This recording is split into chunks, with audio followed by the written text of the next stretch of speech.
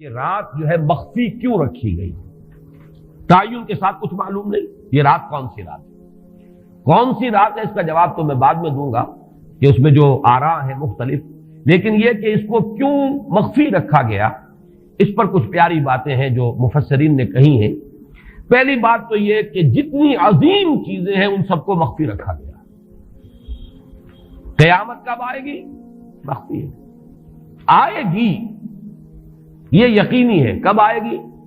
یہ تو ان امور میں سے ہے کہ جس کا علم نبی اکرم صلی اللہ علیہ وسلم کو بھی نہیں دیا گیا، جبرائیل کو بھی نہیں دیا گیا۔ چنانچہ حدیث جبرائیل میں واضح طور پر الفاظ موجود ہیں، وَمَا الْمَسْئُولُ عَنْهَا بِأَعْلَمَ مِنَ السَّائِلِ،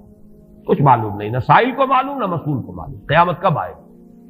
اب یہ عظیم حقیقت مخفی رکھا گیا اور اس کا خاص طور پر ذکر کیا گیا سورہ طٰہٰ میں، اکاد اخفیھا لتجزی کل نفس بما تسعی۔ اگر تعین کر دیا جاتا تو جو قریب کے زمانے کے لوگ ہوتے وہ تو خوب پھر محنت کرتے آخرت کے لیے، اور ذرا فاٹنے والے ہوتے وہ ذرا تساہل کرتے اس کے بارے میں۔ اس کو رکھا گیا ہے، تلوار لٹکی ہوئی ہے، کسی بھی وقت گر سکتی ہے، یہ جیسے گلوٹین کبھی اگر آپ نے دیکھا ہو جس طریقے سے کہ اس کا چھرا گرتا ہے، کسی بھی وقت گر سکتی ہے، لہذا ہر وقت چوکس رہو، چوکنے رہو، جیسے کہ صحابہ کرام کی شان معلوم ہوتی ہے بعض روایات سے کہ ذرا تیز ہوا چلتی تھی تو وہ سمجھتے تھے کہ قیامت آ گئی۔ اس درجے استحضار تھا اعصاب کے اوپر، اس کا اتنا اثر تھا کہ ذرا تیز جھکڑ چلا اور انہوں نے سمجھا قیامت آ گئی۔ تو اس طریقے سے قیامت کو مخفی رکھا گیا۔ اکاد اخفیھا لتجزی کل نفس بما تسعی۔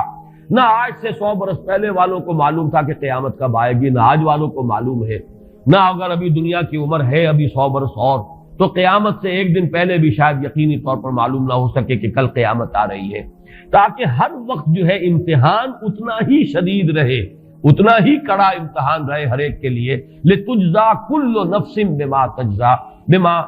تسعی، تاکہ ہر ذی نفس کو بدلہ ملے اس کی سعی کے مطابق۔ اسی طریقے سے موت کا وقت معلوم نہیں، وما تدری نفس بأی ارض تموت، کہاں موت آئے گی کچھ معلوم نہیں، کہاں موت آئے گی، کب موت آئے گی کچھ معلوم نہیں۔ اسی طرح نوٹ کیجئے صلاۃ وسطیٰ، حافظوا علی الصلوات والصلاۃ الوسطیٰ معین نہیں ہے، اس کے لیے آراء اگرچہ ہیں، اکثر آراء جمع ہو گئی ہیں صلاۃ العصر کے بارے میں، لیکن تعین سے حتمی طور پر نہیں کہہ سکتے۔ یہ رائے بھی ہے کہ کوئی بھی معین نہیں، تمام نمازیں جو ہیں وہ صلاۃ وسطیٰ کے حکم میں۔ بہترین نماز، کوشش کرو کہ پوری محافظت کرو، صرف نماز کی نہیں، بہترین نماز کی، ہر نماز تمہاری بہترین نماز ہونی چاہیے، ہر روز روز عید ہو، ہر شب برات۔ اگر اللہ تعالیٰ کے ساتھ کوئی قلبی ربط ہے تو ہر دن جو گزر رہا ہے وہ روز عید ہے، اور ہر شب جو گزر رہی ہے وہ شب برات ہے۔ لیکن اگر وہ کہ انسان کو غفلت ان کے قلب پر طاری ہے تو وہ عید کا دن بھی اس کے لیے ایک عام دن ہے، اور شب برات بھی اس کے لیے ویسی ہی ایک رات ہے جیسی کہ ہر روز آتی ہے اور چلی جاتی ہے۔ اس اعتبار سے اس کو بھی خاص جو ہے معین نہیں کیا گیا صلاۃ وسطیٰ کون سی ہے۔ اسی طرح بعض روایات میں جو آتا ہے اسم اعظم، اللہ کا ایک نام ایسا ہے کہ اس کے واسطے سے اللہ سے جو بات مانگی جائے وہ رد نہیں ہوتی، لیکن وہ کون سا نہیں بتایا گیا۔ اقوال ہیں، اندازے ہیں، حی و قیوم پر زیادہ، الحی القیوم پر زیادہ لوگوں کا جو ہے وہ اجماع ہوا ہے، لیکن یہ کہ یقین سے نہیں کہہ سکتے۔ تو اسی میں اس کو بھی نوٹ کر لیجئے کہ اس کو مخفی رکھا گیا ہے لیلۃ القدر کو۔ لوگ زیادہ سے زیادہ محنت کریں، زیادہ سے زیادہ مشقت کریں، اس کے لیے جو بھی اس کی قدر و منزلت سے کسی درجے میں آگاہ ہے، وہ اگر معین ہی ہو جاتا کہ ایک شب یہ ہے تو پھر تو سب کے سب اس رات میں محنت کر لیتے، باقی راتیں جو ہیں وہ پھر سونی اور ویران گزرتی۔ لیکن یہ کہ مطلوب یہ ہے کہ زیادہ سے زیادہ راتیں آباد ہوں، زیادہ سے زیادہ راتوں میں ذکر ہو، عبادت ہو، دعا ہو، اس لیے اس کو مخفی رکھا گیا۔ یہ حکمت ہے۔ اس میں بھی ایک عجیب نکتہ ہے جو امام راضی رحمۃ اللہ علیہ نے بیان کیا ہے، اور حوالہ اگرچہ نہیں دیا اس حدیث کا، لیکن ایک روایت کے حوالے سے بات بیان کی ہے کہ اس کے ظاہر نہ کرنے میں بھی اللہ کی ایک شفقت اور رحمت ہے بندوں کے حق میں، اس لیے کہ اس کی قدر جتنی زیادہ ہے اتنی ہی اس کی ناقدری پر سزا ہوگی۔ اگر معلوم ہو کہ یہ شب ہے اور اس کی ناقدری کو انسان کرے تو گویا کہ پھر وہ اتنا ہی زیادہ مورد عقاب اور مورد سزا بن جائے گا۔ اس کے لیے ایک بڑا پیارا واقعہ نقل کیا امام راضی نے کہ حضور صلی اللہ علیہ وسلم حضرت علی رضی اللہ تعالی عنہ ایک روز مسجد میں داخل ہوئے، ساتھ ہی آئے ہیں، دیکھا کہ ایک شخص سو رہا ہے، نماز کا وقت ہو چکا تھا۔ حضور نے حضرت علی سے فرمایا کہ اسے جگا دو، اسے ہوش میں لے آؤ تاکہ یہ وضو کرے، نماز کے لیے تیاری کرے۔ حضرت علی نے امتثال امر کیا، جا کر جگا دیا۔ لیکن پھر ایک سوال کیا حضرت علی کہ حضور آپ تو خود نیکی کے کاموں میں بہت سبقت فرمانے والے ہیں، سباق بالخیر یہ لفظ آئے، سبقت کرنے والے بہت کثرت کے ساتھ، تو آپ نے یہ جو ہے یہ کام خود کیوں نہیں فرمایا اور مجھے کیوں اس کے لیے آپ نے حکم دیا؟ آپ خود بھی اسے جگا سکتے تھے۔ آپ نے فرمایا کہ تم اس کی حکمت کو سمجھ لو، میرے جگانے پر اگر وہ نہ جاگتا اور انکار کر دیتا تو کفر ہو جاتا اس کے حق میں، اور تمہارے جگانے پر اگر کوئی تساہل سے بھی وہ کام لیتا تو وہ کفر نہ ہوتا۔ تو یہ ایک فرق ہے کہ اللہ تعالیٰ کی طرف سے ایک شفقت ہے کہ حضور صلی اللہ علیہ وسلم جگاتے اور کسی درجے میں وہ انکار کر دیتا۔ کبھی ایسا بھی ہوتا آدمی نیند میں ہے اور وہ کہتا جاؤ جاؤ مجھے آرام کرنے دو، تو اگر میرے ساتھ یہ معاملہ ہوتا تو وہ کفر کے درجے کو پہنچ جاتی بات، لیکن اگر تمہارے ساتھ یہ معاملہ ہو بھی جاتا تو اس درجے شدید نہ ہوتا۔ تو گویا کہ حضور نے اس شخص پر شفقت کے اعتبار سے یہ شکل اختیار کی کہ خود نہیں جگایا، بلکہ یہ کہ حضرت علی رضی اللہ تعالیٰ عنہ کو حکم دیا کہ اسے جگا دو۔ تو یہ نقطہ کہ لیلۃ القدر کے اخفاء میں یہ بات بھی ہے کہ اگر اس کو عیاں کر دیا جاتا، معین کر دیا جاتا، تو پھر جو لوگ اس سے غافل رہتے پھر وہ بہت سخت ناقدری کا ارتکاب کرتے اور بڑی سزا کے مستوجب ہو جاتے۔ اب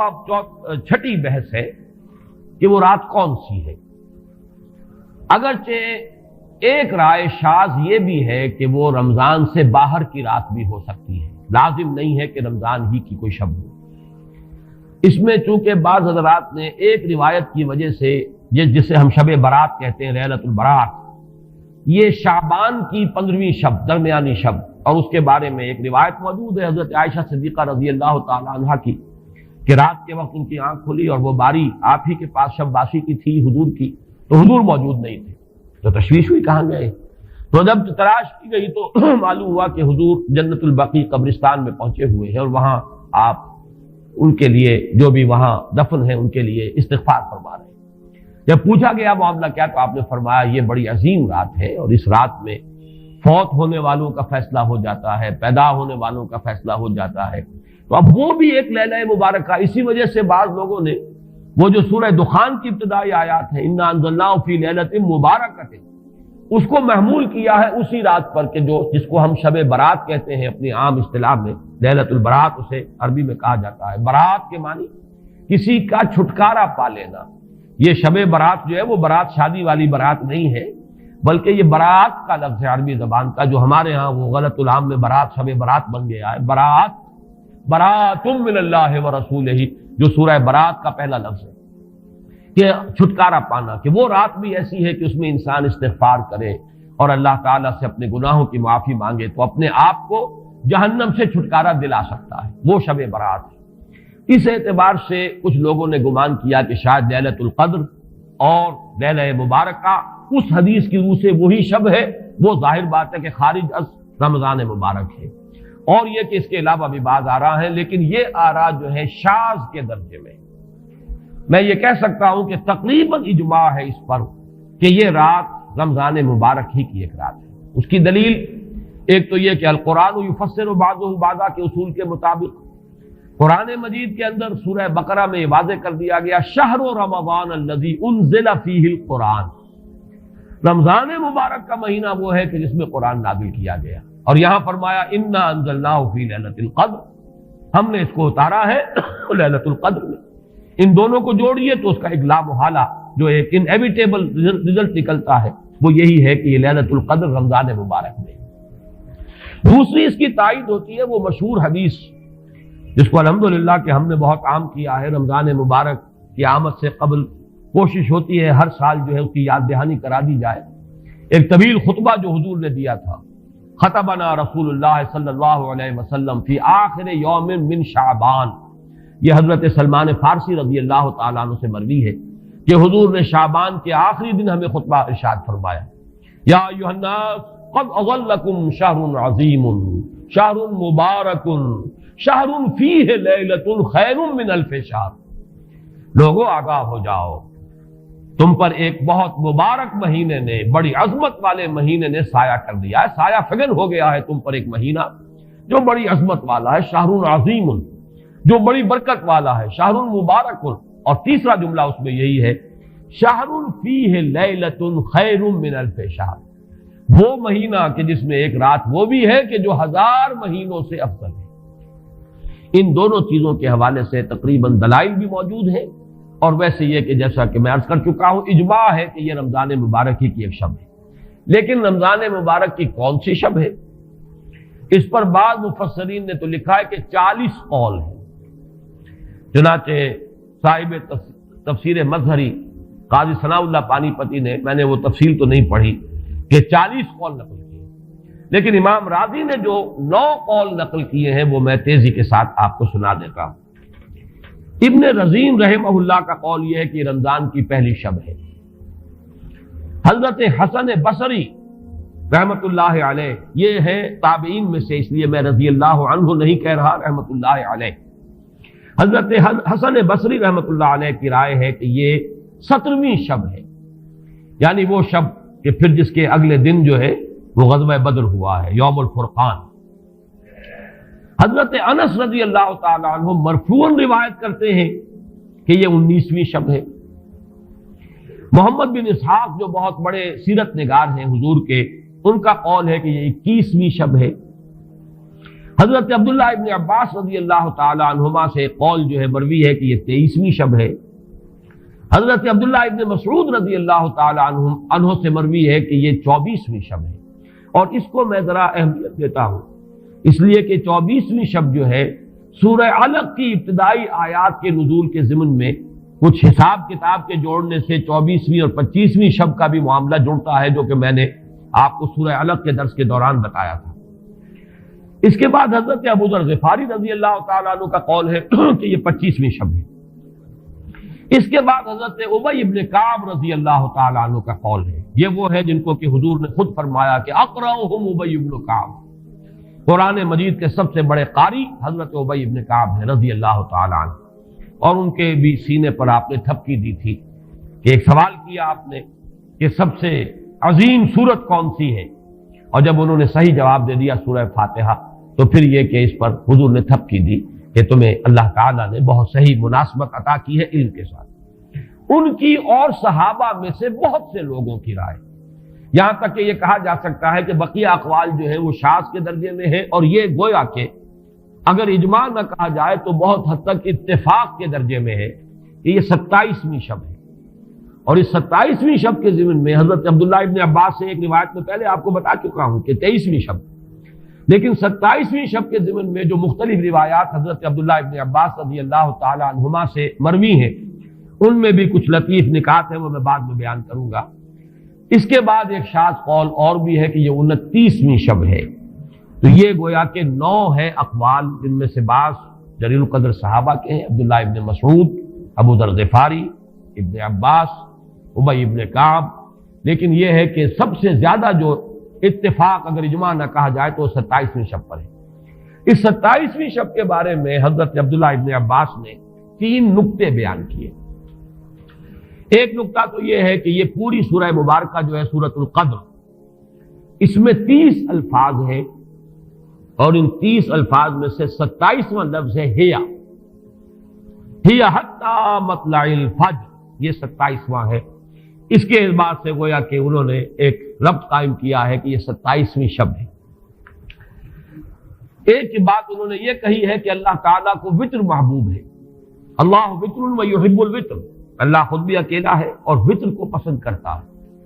پھر یہ کہ وطر جو ہے اب رمضان مبارک کے اندر اگر وہ وطر شمار کیے جائیں گے تو 14-15 وطر بن جائیں گے، لیکن اس میں چونکہ آخری عشرے کے بارے میں بہت سی روایات جو ہیں ان کا تقریباً اجماع ہو جاتا ہے کہ آخری عشرے میں، تو آخری عشرے میں بھی 5 وطر آئیں گے، 21ویں، 23ویں، 25ویں، 27ویں، 29ویں۔ لیکن حضرت عبداللہ ابن عباس کہتے ہیں کہ 7 کا حصہ اللہ تعالیٰ کو بہت پسند ہے، اور بہت سی چیزیں جو ہیں عالم تکوینی میں بھی اور عالم تشریعی میں بھی بہت سی چیزیں وہ ہیں کہ جو 7 کے حصے کے ساتھ وابستہ ہیں۔ 7 آسمان ہیں، 7 زمینیں ہیں، ہفتے کے 7 دن ہیں، طواف کے 7 شوط ہیں، سعی بین صفا والمروہ وہ بھی 7 مرتبہ ہے، ادھر سے ادھر، ادھر سے ادھر 7۔ اسی طریقے سے سجدے کے اعضاء بھی 7 ہیں، تو اس سے انہوں نے پہلے وطر اور وطر کے بعد 7 کا حصہ، رمضان کے آخری عشرے کی وطر راتیں اور ان میں 7ویں رات یعنی 27ویں شب، وہ اپنے اس حساب کتاب سے بھی. اور جب انہوں نے یہ بات بیان کی تو حضرت عمر رضی اللہ تعالی عنہ نے ان کی تحسین کی تھی. آخری بات اور بھی کہی گئی ہے کہ لیلۃ القدر جو ہے اس کے اندر حروف کو اگر شمار کیا جائے تو 9 بنتے ہیں، اور یہ لیلۃ القدر اس سورہ مبارکہ میں 3 مرتبہ آیا ہے. انا انزلناہ فی لیلۃ القدر وما ادراک ما لیلۃ القدر لیلۃ القدر خیر من الف شہر. اس اعتبار سے بھی 3 کو ضرب دی جائے 9 سے تو وہ بھی 27 کا عدد بنتا ہے. بہرحال یہ میں نے جیسا کہ عرض کیا تھا کہ ان کا کوئی تعلق نہ صرف سے ہے، نہ نحو سے ہے، نہ روایات سے، لیکن بہرحال حضرت عبداللہ ابن عباس کا ایک ذوق ہے. اس کو آپ ذوقی باتیں بھی کہہ سکتے ہیں، لیکن یہ کہ حضرت عبداللہ ابن عباس کی ذوقی بات ہے، لہذا اس کا کم سے کم تذکرہ ہو جانا چاہیے. ایک بحث یہ ہے کہ اہی باقیۃ ام لا، کیا یہ رات جو اس کی عظمت تھی یہ باقی ہے یا صرف وہی رات جو تھی جس میں کہ قرآن مجید نازل کیا گیا وہی عظمت کی حامل تھی. انا انزلناہ فی لیلۃ القدر، یا یہ کہ اب بھی ہر سال یہ رات آ رہی ہے تو اسی عظمت کی حامل ہے، اسی قدر و منزلت کی، اسی برکت کی حامل ہے. اس پر بھی تقریباً ایک اجماع ہے کہ یہ لیلۃ القدر باقی کمایا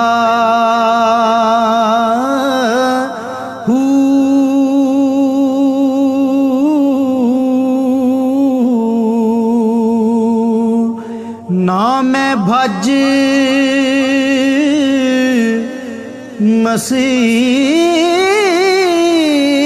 مسیتی وڑیا